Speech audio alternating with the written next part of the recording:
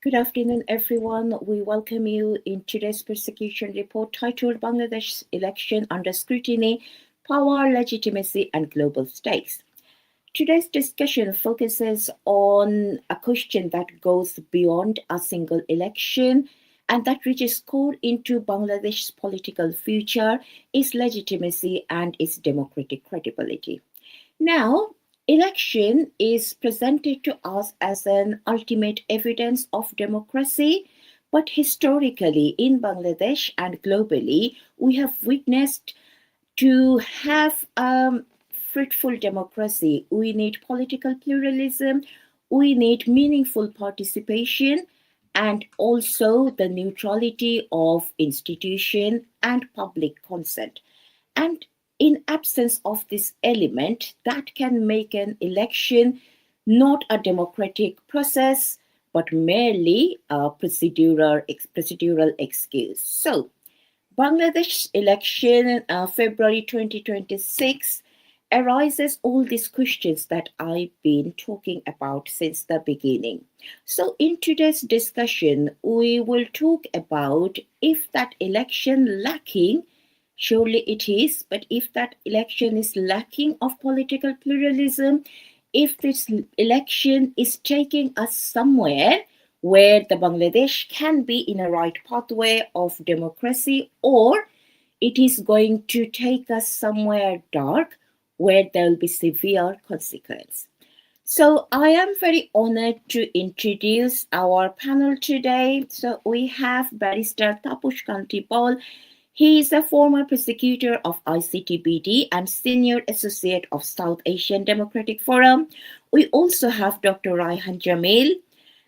He is from Center for Bangladesh Genocide Research, and of course, we have our very own Anwar Shadat Jihan, who is a columnist and an aerospace engineer by profession.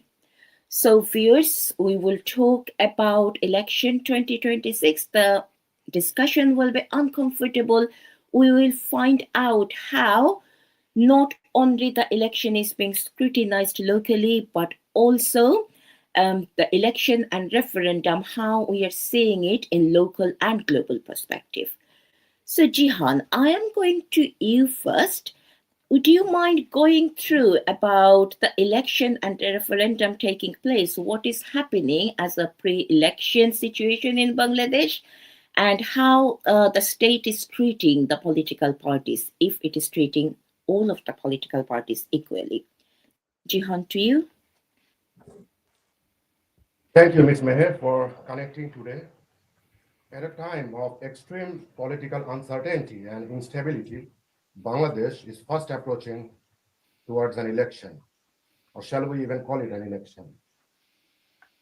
For an election to be considered credible, it must follow certain criteria. For example, for an election to be considered credible, there must be genuine political pluralism, meaning all political parties must be allowed to participate freely and fairly.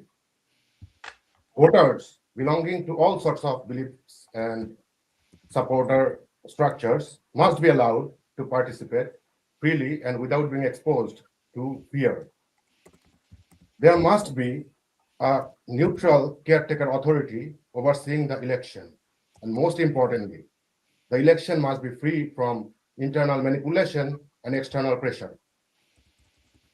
However, as you will see in the following slides, right after the Yunus government took over, from launching a blatant attack on political pluralism to colliding with the foreign perpetrators, Mr. Yunus is doing it all to stage a drama. It all started with banning the activities of the largest political party of Bangladesh, Bangladesh Awami League. That commands solid 40% supporter base, along with 20% swing votes, meaning 60% of the voters. Then this government removed Awami League from the ballot, and thus attacking directly the political pluralism as we know it. Now, when there is no political pluralism, the election no longer remains an election. It becomes a sham. It becomes a selection. When an authority or somebody wants to attack political pluralism, when someone clearly shows a fascist tendency, first thing what she does is start disenfranchising the voters. And that's what Mr. Yunus did. During the last 18 months, tens of thousands of Awami League activists have been imprisoned on fabricated false charges. And when they were not arrested or imprisoned, they faced violent mobs. Nowadays, mobs can form anywhere, anytime, and the life of a Awami League supporter seems to carry very, very little value in today's Bangladesh. We have seen the tragic fate of our student political leader Saddam's wife and child, who took their own lives. What does that mean, my dear friends? Mr. Yunus is not only disenfranchising the voters, he is creating an environment where the voters will take their own lives. Yunus does not have to take it. He just created the environment where the voters will take their own lives. And in such environment, it cannot be an election. Then we are seeing some shocking trends. What is most stunning to us is that the Western countries, the so-called promoter of democracies, are seemingly showing high interest in the extremist factions of Bangladesh.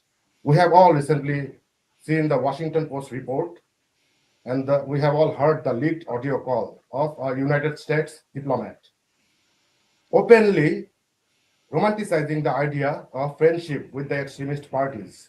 What we and the other political analysts believe is that these Western countries are very effectively creating and staging the stage for these extremist parties to come to power. And thus it is a predetermined outcome that we are seeing.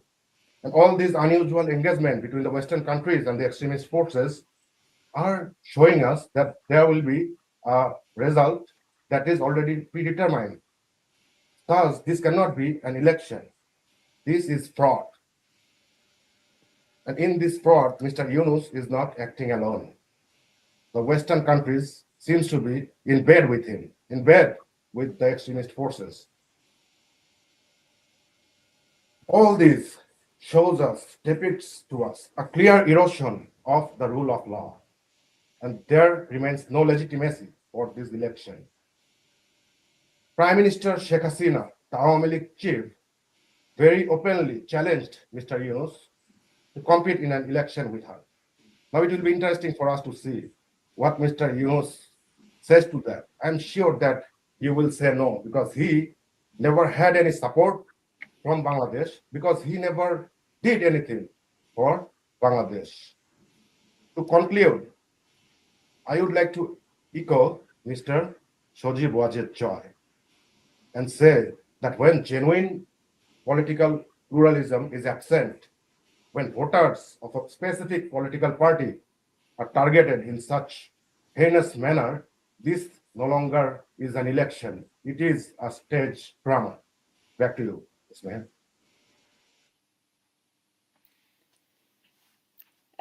Thank you, Jihan. You took us a path that should be very uncomfortable for the viewers and some political stakeholder when it is very evident that how the largest political party of Bangladesh is being excluded from the election and how the voters, some very ordinary people, they're facing a situation now where a voter, a very young women and a young child have to lose their valuable lives because of the consequence they've been facing. Taposh Kantibol, my first question to you. Now, because you are a barrister, you know about laws, both local and international. Can you please tell us the election? Can any election, either the election in Bangladesh or anywhere, that can the election be considered a legitimate one without the presence of political pluralism? How the international standard or the international bodies, how do they see it? So to you, Mr. Ball. Thank you and good evening. This is the most moot question. To answer this question, we look to the world's most authoritative democratic standards, like the standards set by United Nations, the Interparliamentary Union, and the OSCE, all of which agree on one point. Without political pluralism, there can be no genuine expression of the people's will. Let's begin with the foundation of modern human rights law. The Universal Declaration of Human Rights, Article 21, declares, quote unquote, the will of the people shall be the basis of the authority of government. This will shall be expressed in periodic and genuine elections. Now, the question is whether we are having a genuine election in Bangladesh at the moment. So, the single word, genuine, carries the weight of pluralism, right? And we know right at this moment in Bangladesh, the biggest political party, Bangladesh Awami League, who has the history with the independence of Bangladesh. The party of father of the nation, Bangabandhu Sheikh Mujibur Rahman, is banned from the from the next national election. So if the voters cannot choose between competing parties, philosophies, and candidates, what will of the people is truly being expressed. The UDHR is expanded through Article 25 of the International Covenant on Civil and Political Rights, which guarantees every citizen the right to vote and to be elected at genuine periodic elections, guaranteeing the free expression of the will of the electors. So, again, look into the free expression of the will of the elections. Can the voters express their free expression without the presence of Bangladesh Awami League? Is there freedom of expression right now in Bangladesh? The UN Human Rights Committee, in its authoritative Mr. general, Ball, can I yes, just interrupt you with something as well? Because you mentioned two words, periodic and genuine. So those two elements should be present there. What do you think? The election is periodic, I understand, but is it genuine? By the as I law, does said, it it, stand that one? this is not genuine at all. And also, this is not periodic because we know that just in the January of 2024, we had the national election. Very One good. election should have been, next election should have been conducted in 2029, but we are seeing an election in 2026. That also without the presence of Bangladesh only. That's why I'm saying that the general comment of 25 of the UN makes clear that what that free expression of will requires, right? Without free expression of will, it can be neither genuine nor periodic. So it says that the full enjoyment of Article 25 of ICCPR requires free communication of information and ideas, freedom to engage in political activity, to criticize and oppose, to campaign for election. Which one of these is present? Is free communication present right now in Bangladesh? Is there any exchange of information and ideas going on between the political parties they love, they like, they want to be in power, and the voters? There is no flow of information and ideas. There is no freedom to engage in political activity. From the slideshows, we have just seen that thousands of Chhatru League activists, Jubo League activists, and Awami League activists are in the prison and without any case, all fictitious cases, fraudulent cases, right? So, in this situation, can there be freedom to engage in political activity? Can you criticize and oppose the present Yunus regime or their allies like Jamati Islami and other political parties? It's not possible. Even I know there are women MP candidates from different other political parties. They cannot campaign in their areas right now because of fear of Jamati Islami, NCP, and other mob centric political parties. So, Also, Taposh, sorry to interrupt you again. We can we can see the women participation as candidate is very low in number as well, isn't it? If I can correctly remember the number, I'm sure you will know that as well. I think it's something like 109, which is like only 4.2% of the total candidacy. So the women participation is very low as well. Very Sorry, low. yeah, go on, Very low. please. You are absolutely right. So, why this is low? Because this is women participation is not possible under a one-party system, or when they are suppressed by the right-wing political parties. So, without pluralism, without alternative voices, the legal right to vote becomes a hollow ritual. So, election legitimacy also flows from three other sources, right? If you just give me 1 minute, for example, legality, Of course. the presence of laws permitting participation. So, there is no presence of law which permits participation. Then, the word participation, broad, inclusive, it has to be broad, it has to be inclusive, accessible voter involvement has to be there, but nothing sort of that is guaranteed under the regime of Yunus. Then there has to be genuine consent, right? The genuine uncoerced expression of political choice. Can we, the vote they will place, can it be genuine?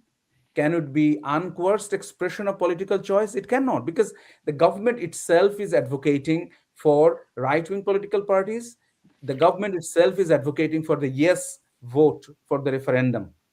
The UN stresses that Article 25 rights must be effective, not merely theoretical. Citizens must have a real opportunity to engage, compete, and decide. So, legitimacy is not about turnout numbers or well printed ballots. It is about whether people actually had a choice. Finally, I will just mention the OSCE principles, the political pluralism as a defining standard. So, in the Copenhagen document of 1990, they widely regarded as one of the strongest election related commitments adopted by governments.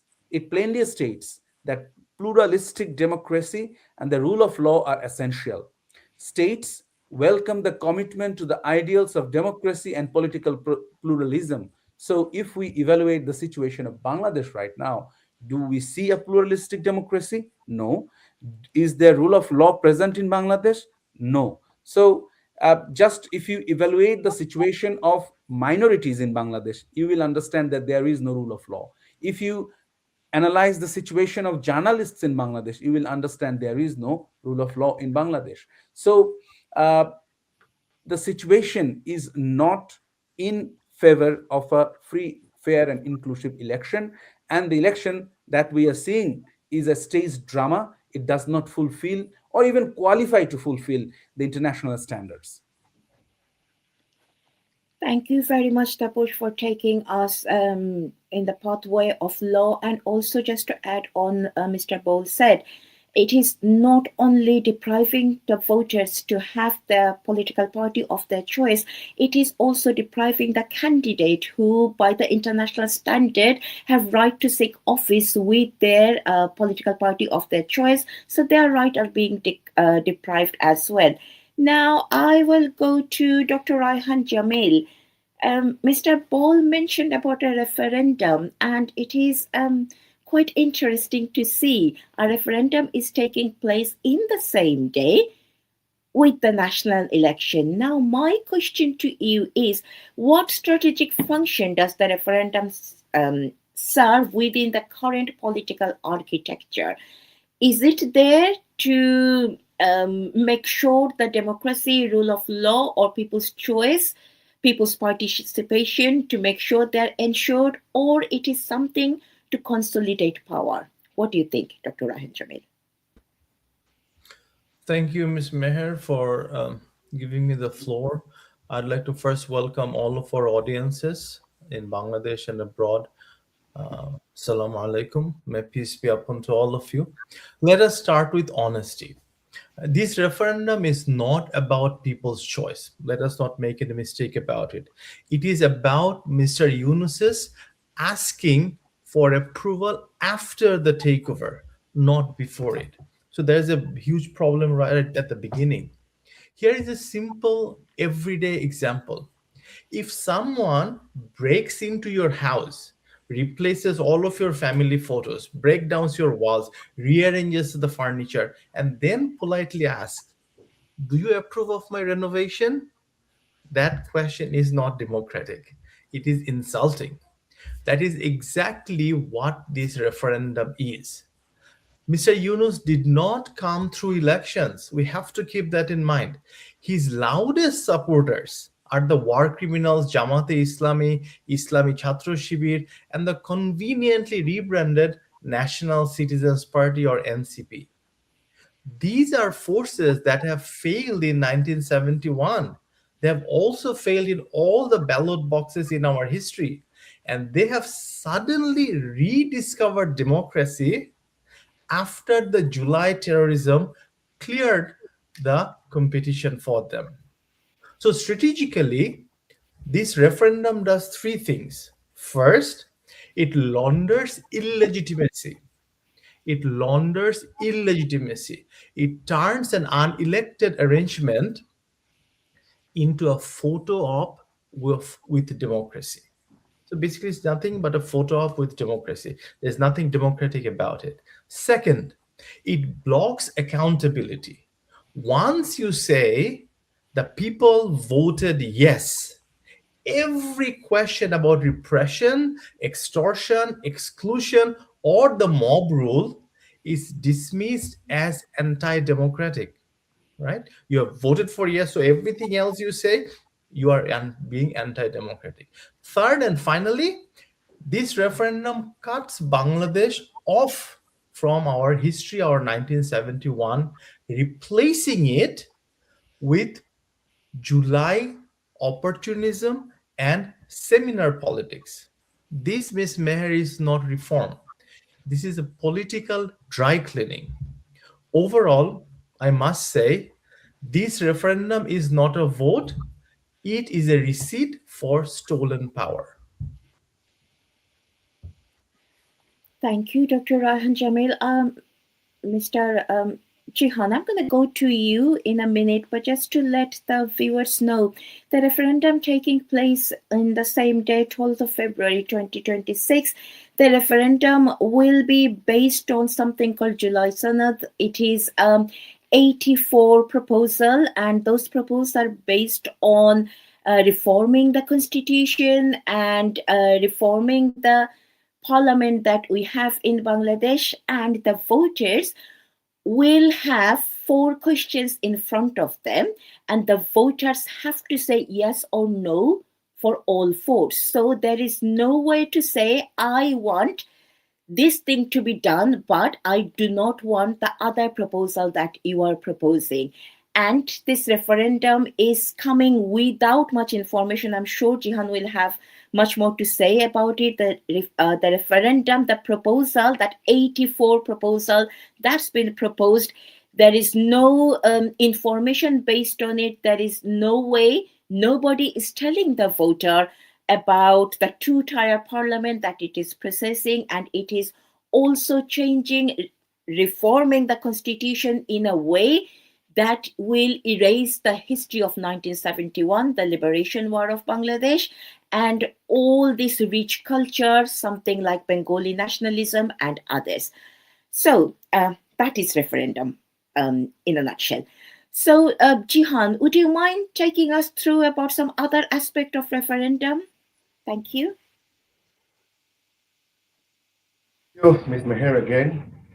So not only Mr. Yunus is working towards holding a sham election, he is working in the same direction. At the same time, he wants to hold a sham fake referendum. Now, this highly controversial referendum has some serious implications. This referendum itself is unconstitutional. Why it is unconstitutional? Because this interim government, I believe last October or November, they have issued this gadget for referendum signed by the president. Now, the Article 93 of Bangladesh Constitution states that the president cannot promulgate any ordinance that is contrary to the Constitution. This gadget contains provisions that are directly contrary to our Bangladeshi Constitution. The July Charter that Ms. Meher, you said, contains 84 provisions. These provisions are contrary to the Constitution.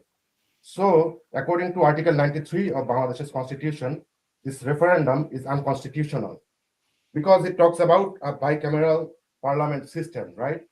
Upper parliament consisted of 100 persons and a lower house. Now, if we look at other countries around the world, we will see a similar example in Belgium. Belgium went to a bicameral system. It started for thinking about a bicameral system in 1970. And then for 20 years, it observed, it reviewed the bicameral process. And then finally in 1993, it went to a bicameral system. But in Bangladesh, we are going there right away. Then, Ms. Meher, you said that there will be only 4 points on which the voters will vote. So all these provisions are bundled together in 4 yes-no questions. That means the voters are not being allowed to be informed, to make informed decision. And when voters don't know what they're voting on, I don't know how meaningful this referendum is. The most shocking aspect of this referendum is the direct participation of the interim government in the advertisement of this referendum. How credible this referendum remain, like how much credibility it holds after that. The interim government effectively itself advertising to vote yes on these questions. We have seen Ali Riyaj, the so-called constitutional expert. We have seen Saeed Rizwana. We have seen Mr. Asif Nazrul. All government... And Muhammad Yunus himself as well. Yes, and Muhammad Yunus himself, all effectively advertising to the citizens so that they vote yes on these questions. Now, this is clear conflict of interest, Ms. Meher, because you will also see that Bangladesh Bank is asking the other bankers to do promotion for this referendum. Now, when the referendum itself is unconstitutional and other political parties, Awami League, Chashad, all seeing it as unacceptable, I don't know how democratic it is. Because we have also seen external players, namely this specific US diplomat talking about the referendum.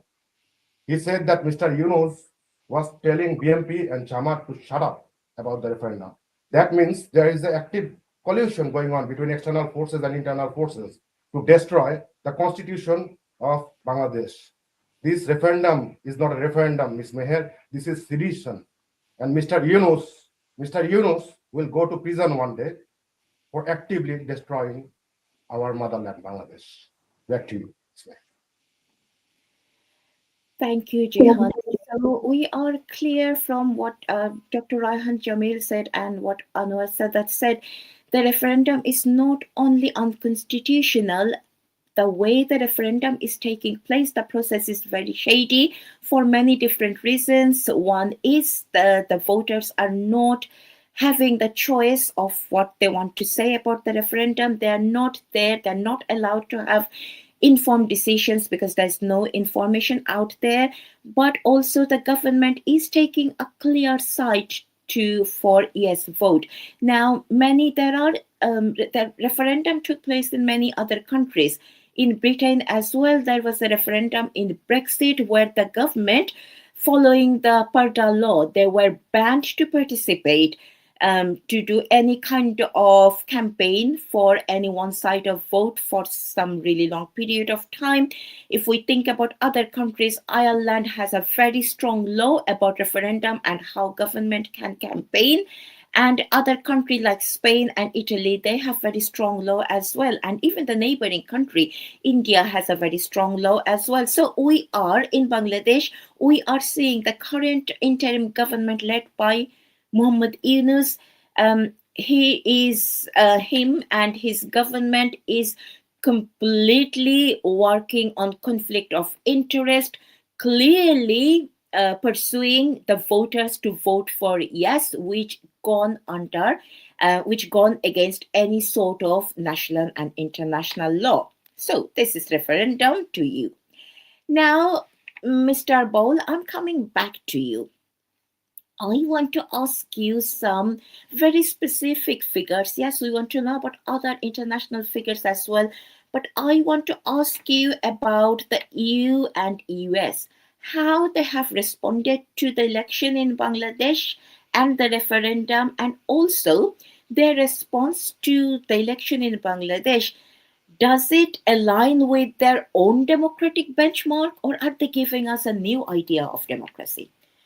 To you, First of Mr. all, Ball. I will start with European Union team. You know that on 11th of January they landed in Bangladesh and they did a big, press conference. And this is for the first time after 2008. More than 200 election observers will be observing the election all over Bangladesh. That is the idea.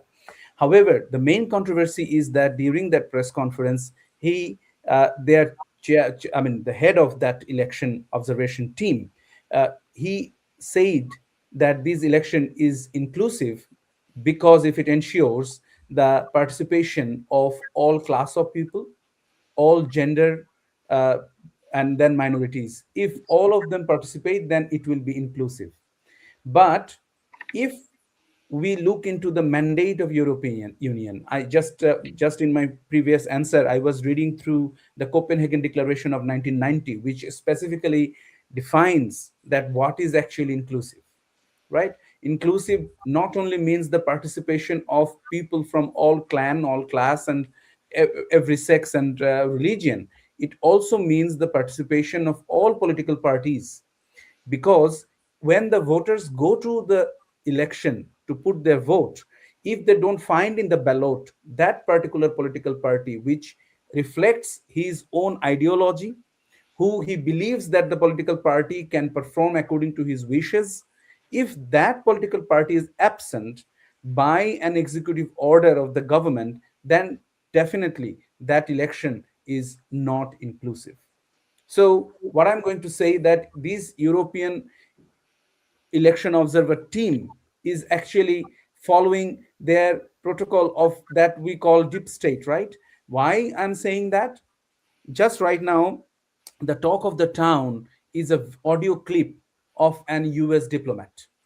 And if we listen to that audio clip, what do we see? We see, Sorry, sorry, Taposh, can yes, before you go to that very interesting audio clip, can I just also remind the viewers as well, the EU delegation team that Mr. Baul is talking about, all the, not all, but many of the EU state person in previous election, they complained about political pluralism and how political pluralism was not present in those elections, but they changed their own definition of democracy when it came to the 2026 election. It is a quite double standard, isn't it, yeah, Mr. Ball? absolutely. And why I'm answering that, why this double standard? The double standard is or hypocritic reply because of that audio clip, because that audio clip answers that right now USA wants Jamaat Islami to come into power. Right now, USA consider Jamaat Islami is their best friend. They think that they can control that political party.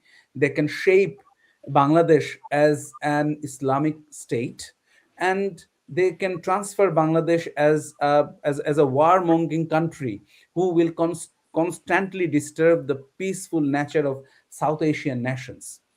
Look, another country whose position we need to discuss as well is China, right? So you see that China is also meeting with Jamaat Islami continuously. I remember in 2025 when the Chinese High Commissioner came to attend a meeting of Jamaat Islami, he was given a huge chair, right? A huge chair beside the Jamati Islamic secretary, as if they are ruling Jamati Islami. So Jamati Islami is a political party. To provide a validity to this political party, uh, that kind of definition of inclusiveness is being doctored by the European Union election observers. Now another thing, but the real situation you will see from the behavior of the Indian diplomats, right?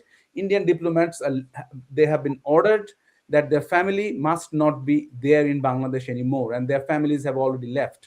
Today even I read on the newspaper on Prothom Alo that even Indian staffs of different private companies, they are also leaving Bangladesh right now ahead of election, considering the situation or the backlash or the discriminatory behavior or the mob attack they might face. So this is the position now. To realize all these design and conspiracy, the question you have asked or answered previously by Dr. Raihan is about the referendum.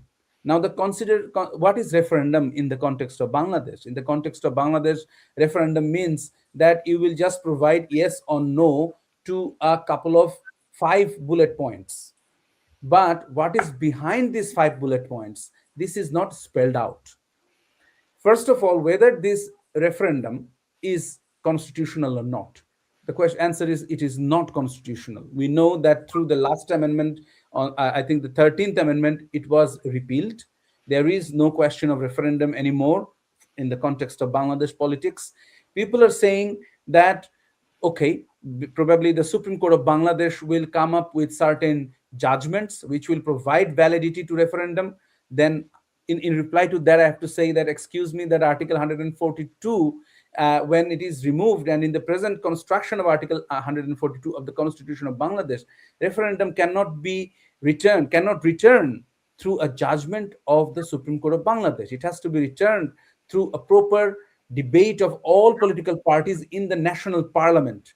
Otherwise, you cannot just reintroduce it in the constitution when you do not have that mandate. You do not have a parliament. You did not came into the power through the election, right? You don't have the mandate. Also, Taposh, because the current government is saying the referendum is valid with the presidential order, but I'm not a law person, so you will know better than me.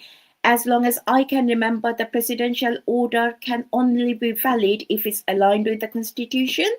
So if they're claiming, Not only that, alignment with constitution is the first requirement, because, for example, if tomorrow president orders that I am a woman from tomorrow, okay, will that be valid? It cannot be valid, because not only constitution, you cannot go against the law of the nature, right? So our constitution says categorically that this presidential order, when president can provide that kind of order, and for how long it will continue, and how it has to be validated. So these 3 questions are not answered properly, and we clearly know that the timeline for the validation of a presidential order or ordinance has long passed. You cannot just now say that these are valid any longer. For example, if in the next parliament it is said that all these presidential orders, even those regarding the election, is challenged and found that they are not valid anymore, what will happen to these changes? What will happen to this referendum? So whatever explanation you provide, there is this convention for all the constitutional countries or all the states, that is that past parliament or past government cannot pass a law which will bound the future parliaments.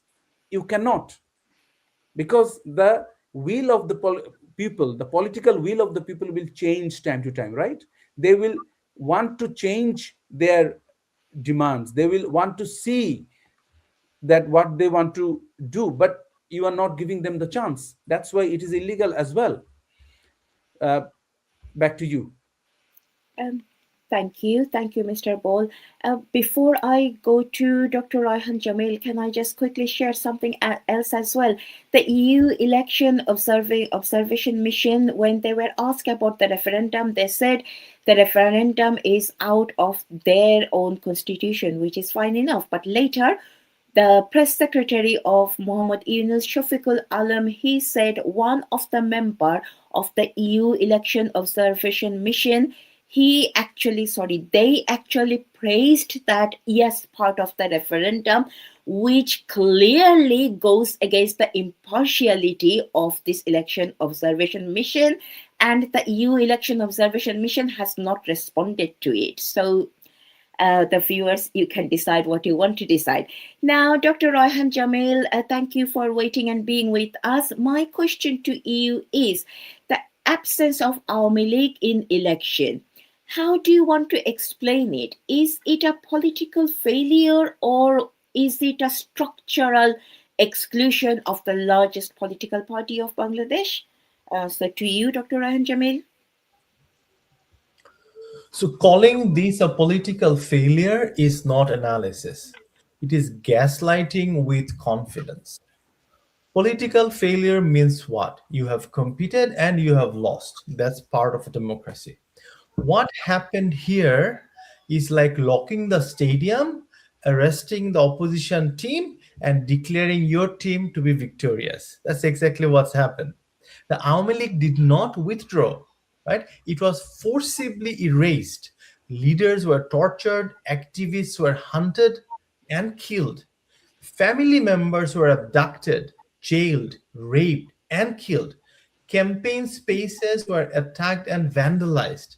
And then Jamaat, Shibir, and their July beneficiaries smiled and said, "See, Awami League is not participating." Right? This is like burning someone's house and criticizing them for not hosting guests. As an academic, let me give you another example. If a school bans a student from entering the exam hall, locks the door, or beats him up, and then the school declares the student has failed because he or she did not sit for the exam, everyone would understand the level, the magnitude of fraud that is. So now the question then becomes, why was Awami League excluded? Awami League was excluded because Mr. Yunus, Jamaat, and Shibir, and other war criminal supporters like them, know one thing very well. They can never defeat the Party of Liberation War in a free and fair election. They failed in 1971. At that point, they ran with their tails between their legs. They have always failed when voters had a real choice. People of Bangladesh, Ms. Meher, do not like liars and munafiks like the Jamatis. So these people, the war criminals, the Jamatis, the Shibirs, they rely on exclusion, intimidation, rapes, killings, and administration theatrics and tricks. And Removing fraud. Sorry to interrupt. They also resort to fraud. definitely, right? Regarding Jamaat, we have to say just one thing: look into their history. They committed genocide in 1971. They committed crimes against humanity. They allied with the killing force of Pakistan, right? And not only that, look into the history after the independence. We always the time know that they are the one who cuts veins, who threw students from the rooftops, right? So these things, the voters must consider these things. And also, on a side note, we should remember that the founder of Jamaat-e Islami himself said that he does not want his children to be part of Jamaat-e Islami, right? That's a huge sign right there of what kind of a party they are. So, removing the Awami League is not neutral governance; it is historical revenge. Think about it. It's historical revenge on part of this anti-freedom activists of 1971, the collaborators, the Rajakars. It is an attempt to run elections where the Rajakars and war criminals supervise and the liberators are told to stay home. That is not democracy. That is fear dressed up as procedure. So, what is the bottom line here? You could not defeat Prime Minister Sheikh Hasina or the Awami League, so you hid from them. Back to you. Thank you, Dr. Raihan Jamil. And also, it is a quite shocking way. It's a quite shocking thing because by International Parliamentary Union, their election guideline, it clearly states that if any political party is not allowed to participate in election, there must be a legal process where they can legally appeal against that decision. But we can see for Bangladesh Awami League, it did not happen. There was no legal procedure was followed when they banned Awami League's political activity. We have seen one fine morning there were some July thugs. They went outside of the office and they demanded the ban of Awami League, and without following any legal procedure, without following any legal appeal from Awami League, they were banned from participating in elections. So it is quite outrageous as well. So I'm going to Mr. Tapas K Baul again. I know different international bodies and locally as well. We talk about the pre-election situation. If the pre-election law and order, does it suggest if we are ready for an election to take place or not? So do you think the pre-election situation in Bangladesh, does it have the capacity to hold a legitimate election? What do you think? Absolutely not. In my first answer, I said that in bullet points that there has to be freedom of expression, there has to be freedom of association, protection for the vulnerable groups like minorities and women and children, and then there has to be a right to choose, right? These are the four criterias, main criterias. So are there, and then other criterias are rule of law and the right to life as well. So whether these criterias are fulfilled or whether Yunus government is capable to fulfill these criterias. First of all, we know that there is no freedom of expression right now in Bangladesh. You cannot just say that, okay, you can talk ill about Dr. Yunus, you can say rubbish about Professor Asif Nazrul, but whether that is qualitative freedom of expression. What is qualitative freedom of expression? That when you can criticize and then there will no action will be taken, but can you criticize and guarantee that mob will not attack your house? Can you guarantee that police will not come to your house and arrest you? You cannot. So the amount of journalists are arrested and are denied bail is unimaginable in the history of Bangladesh. The government has taken some preemptive decisions to arrest these people, including Shahriar Kabir, Chinmoy Prabhu, because they were afraid of these people. Because if they are out and they continue their critical voice, dissenting statements, then people will lose their faith, which eventually people have, but they would have lost their faith back in November 2024. But already people have lost their faith into them, into this current government. Now coming back to freedom of association, there you can, like, do you hear the voice of Bangladesh Jatiyo Party who are contesting in the election? You don't. uh, just today, before joining this talk show, I was watching this. One candidate was showing that how the city corporation is putting yes vote posters in on top of his posters to hide from the people that you are competing. People don't know that you are competing. The government mechanism is introduced in that way right now. So there is, apart from, even if you put Awami League out of the scenario, no other political party has any voice. What about Bangladesh Communist Party? Are they contesting in this election? What about their voice? There is no voice. They know that in fear, out of fear, they do not say anything, but out of fear, they cannot participate. Also, Mr. Ball, if I can Yes. quickly add a little bit to what you are just saying, Right. it goes in sync with what you just said. Not only that, we're not seeing our candidates promoting themselves or their parties. What we're saying is everyone is about this Gonovote or referendum. as about say yes to it, otherwise you are an autocrat, you are a fascist, all of that.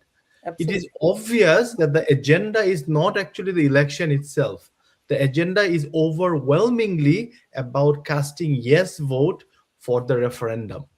Because, like Ms. Meher was sharing in the initial foundation of our episode, making this yes vote stick would open up so many avenues for dirty politics for these war criminals and Mr. Yunus. Absolutely.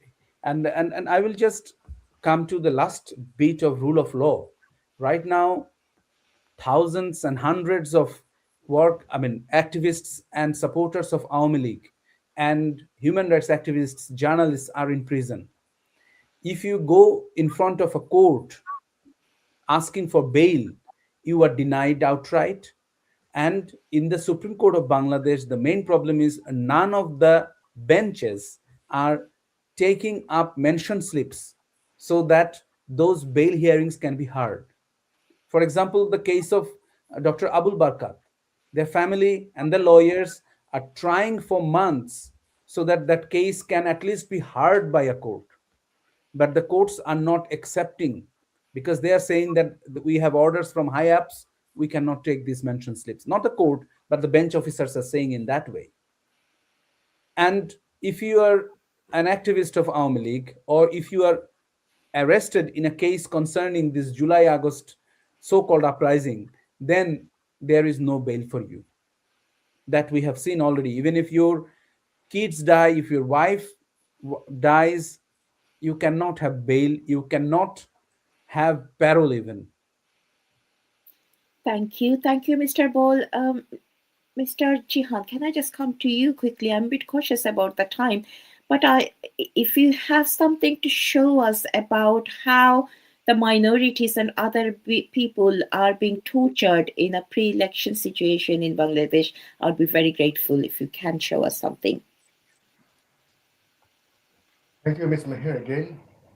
One of the tools, one of the tactics that this interim government is using is that they are trying to marginalize the minority communities. Throughout the last 18 months, we have talked about what is unfolding on the minorities, right? But running up to the election, the violences against the minorities, Bangladeshi women, girls, have increased significantly. In last, in this December 2025, 51 attacks on minorities happened just in December, and this is reported numbers. The real number may be very, very much more than that. And 1.5 weeks ago, a Hindu village in Walkhali was torched. Now, here, it is not August 5th, 2024. Now there is no Awami League. Now there is no Awami League, of which the minorities can be the lackeys. Still, they are being targeted. They are being targeted so that because the minority voters are about 14% of the total voters. So this government is not only excluding the Awami League. You know, our minorities don't need to be Awami League. Just because they are minorities, they are removed. Because the goal here is, Ms. Meher, to bring these extremist forces to power through this sham election. And it is clear from the number of candidates of women that we are seeing, only 4.24%. And Jamaat does not believe in women leadership. Jamaat don't believe that our women can be leader. You know, they think it is kufr. And sorry, Jihan, Jamaat does not have a single women candidate in this election as well, isn't it? Yeah, because their political ideology, it is not congruent with that idea of women leadership, you know. And then finally, we have been seeing the hardcore friction between India and Bangladesh. And recently, India called back all their diplomats' families out of fear for their lives. The economy of Bangladesh is in free fall. There is no law and order. And in this situation, Ms. Meher, no election can happen. First of all, we need to bring back Awami League, the largest political party in the play, in the election. Awami League must be allowed to participate freely, fairly. All Awami League leaders, activists must be freed from prison. All the false fabricated charges must be dropped. And then we can return to normal democracy. Back to you, Ms. Meher. Thank you, Jihan. Can I go to Dr. Raihan Jamil again? My question to you is, what are the long-term consequences of this kind of fabricated election and that very shady referendum? What could happen in the future? Sorry, we're a bit conscious about time, so I will um, very politely ask you to concise your answer, please. Thank you. Of course, I completely understand. Fake elections do not bring stability. They bring slow, quiet decay, right? When people realize that votes do not matter, they disengage. They don't get interested anymore. Here is a simple comparison.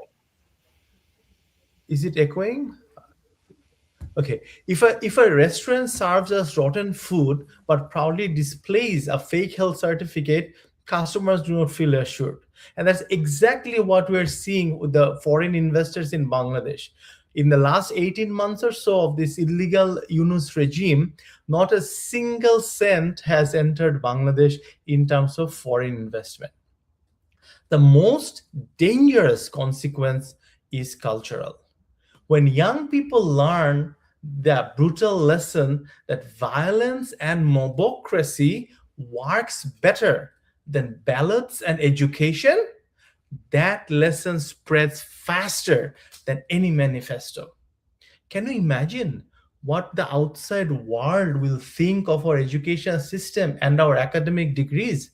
How would these children go abroad for higher education? Right, so this is not done as by random. As Jamaat grows stronger, this is not a coincidence, this is design. So what can we conclude from this? Fake elections do not end crisis. They train and create the next one. Back to you.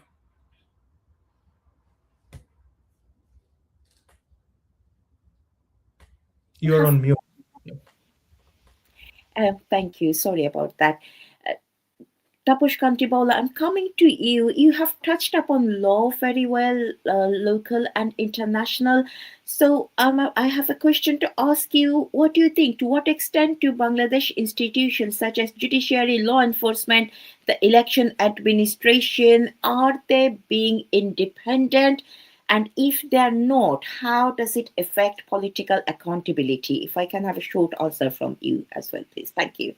I explained earlier that there is no independent judiciary right at this moment.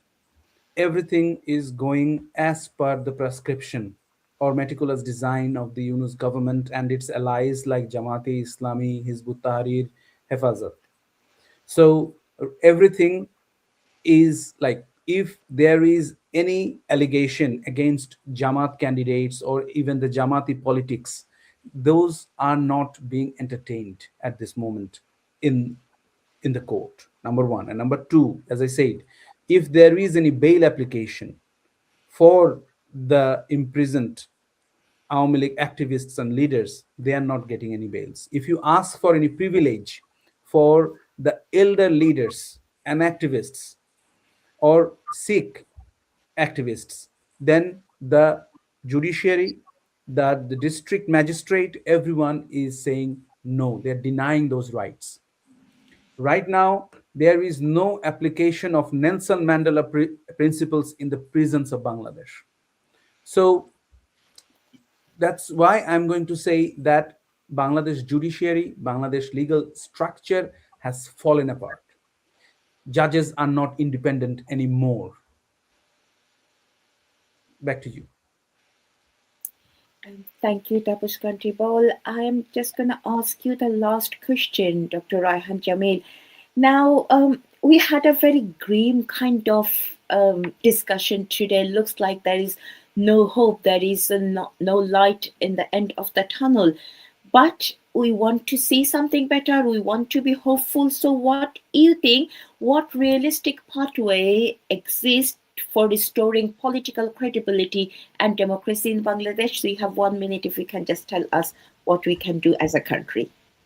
Okay, I guess there is no shortcut to back to credibility. No referendum can fix what in exclusion broke, like exclusion of the leading political party. No Nobel Prize can replace a ballot. No seminar can substitute 1971. Mr. Yunus must return where greedy and corrupt liars belong, off the throne. His fraud or any fraud is not authority, branding is not legitimacy. What we must also remember as a pathway to our hopeful positive future is that international community must stop confusing silence with neutrality. In here, this silence means complicity. Bangladesh was born through sacrifice, not shortcuts. It will only survive through law, inclusion, and historical honesty. To wrap up, Ms. Meher, I would say you cannot repair democracy by empowering the enemies. That should be our path to the future. Thank you, Dr. Raihan Jamil. Beautifully said, as always. Dear viewers, we are coming to the end of this program. So far we are doing episodes based on election and the referendum. We've been talking for some long time now. So from our other episodes and today's episode, it should be clear nationally and internationally what is going to happen on 12th of February in Bangladesh by the name of the election. It is everything but democracy. It is everything but legitimacy. What we are seeing is legalizing a mob, legalizing a genocidal party, and putting them in a government position with a very shiny crown of legitimacy.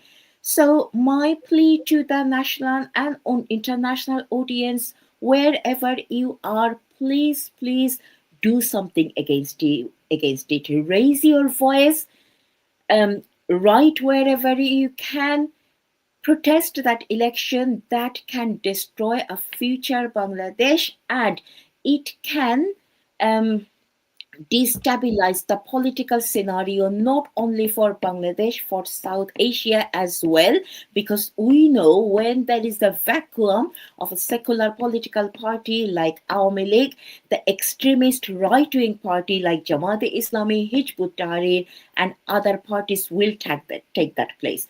Now, if the world wants to take this chance, what can I say? I can only request. So everyone, we will come back to you with some other topics. Happy or sad, we will see you next Sunday. Till that day, goodbye everyone. Have a happy life. Thank you.